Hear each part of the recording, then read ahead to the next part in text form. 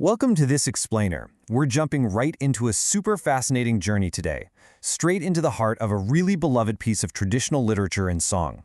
We're going to do a deep cultural and literary analysis of a famous Krishna bhajan, specifically a piece that translates to "the distant town." Now, as we go through this, our goal absolutely isn't to look at it through just a purely religious lens or to take any literal sides. Instead, we're focusing entirely on unpacking the incredibly beautiful, universal metaphors woven throughout the source material. Because right beneath the surface of this traditional song is this profound, psychological and emotional landscape that literally anyone, anywhere can recognize. It's all about longing, obstacles, and that incredibly complex journey to reach what we desire most. Okay, let's dive into this. Listen to these opening lyrics translated into English. How do I come to you, Kanhaiya? Your Gokul town is so very far away. The singer is asking Kanhaiya, which is a really affectionate name for Krishna, how to possibly reach him, lamenting that his town of Gokul is just, well, too far away. Instantly, these opening words establish a powerful, universal hook. You see, in Indian poetics, this profound feeling of longing is called virah. It's that deep, almost painful ache of separation from what or who we love most in the world. The singer isn't just checking a map here, she's expressing the sheer, overwhelming exhaustion of trying to bridge an impossible gap. It's a feeling we've all had, right? When our ultimate goal feels just miles out of reach. Section 1. Gokul, a distant town. The spiritual goal. So the crucial point is that this distant town isn't an actual dot on a map that you can just casually walk to. This sets up the first major theme from our source material. We have to understand the framework here because we're moving well beyond a simple song about a travel itinerary and into a deeply complex spiritual and emotional struggle. The town represents the metaphorical distance between the human soul and the divine, or basically between our current state and our absolute highest aspirations. Gokul is the ultimate goal of pure devotion. It's a destination that always feels frustratingly out of reach for the devotee. The distance isn't measured in miles. It's measured in the ego, the distractions, and all that everyday noise standing between where we are and where we desperately want to be. Section 2. Physical Obstacles, the Devotee's Journey. Now, as we get into the second stanza, things get incredibly interesting.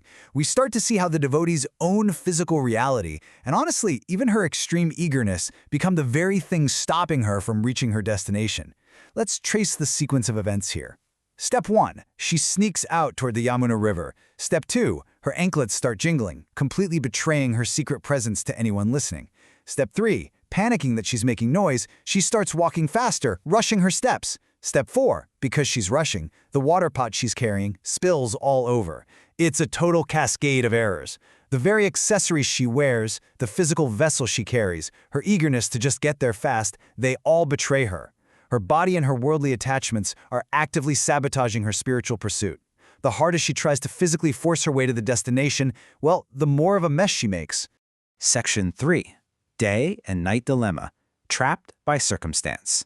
And this brilliantly illustrates the impossible trap she's in. We hit these social and temporal obstacles in the third stanza, and the lyrics perfectly capture that feeling of being completely boxed in, just trapped by circumstance with absolutely no good options. Think about this comparison. On one hand, we have the fear of the night. If she tries to make her journey in the dark, she faces physical danger, the unknown, legitimate terror. But on the other hand, the fear of the day. If she travels in the daylight, she faces the watching eyes, the gossip, and the harsh judgment of her entire society. There is literally no safe time to travel. Night brings the danger of the wild, and day brings the suffocating danger of societal norms.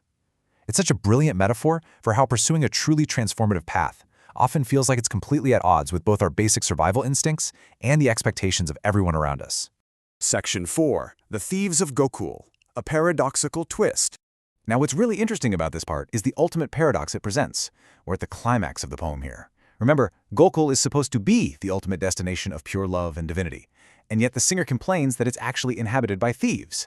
According to the lyrics, these thieves reside right in Kanhaiya's town. They actively loot the passing devotees who actually manage to make it that far, and they specifically target and steal the devotee's delicate veil. I mean, on a literal level, it sounds like a terrible place to visit. Why would anyone go through the horrors of the night and the judgment of the day just to get robbed?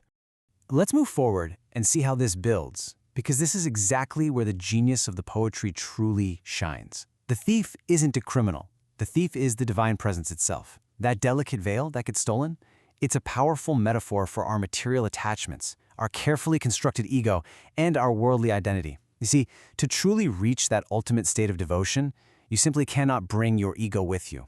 It has to be taken away. So this so-called theft is actually an act of supreme divine grace.